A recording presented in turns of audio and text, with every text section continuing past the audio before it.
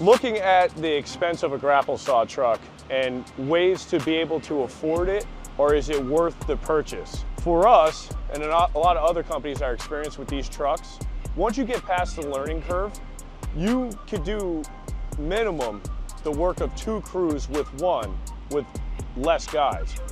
For say, you take a grapple saw truck, 1 driver on that, 1 driver in a bucket towing some equipment, mini skid or stump grinder, and a chip truck and a chipper.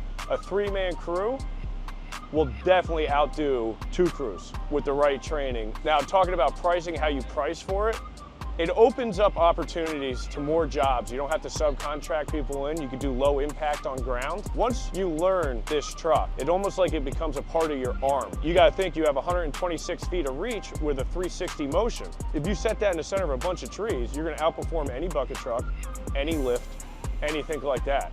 Once you are confident in the controls and the way it's used, which there's a lot of training for, Hans with New Jersey Crane Experts, you gotta spend a lot of time with him. You can't just buy climbing gear and call yourself a climber. You have to learn the techniques and the job. Every job is a different skill. You put in the work to understand how these trucks operate and work, it only goes in your favor. You don't just go out there and say, oh, that worked. Dial it in, fine tuning.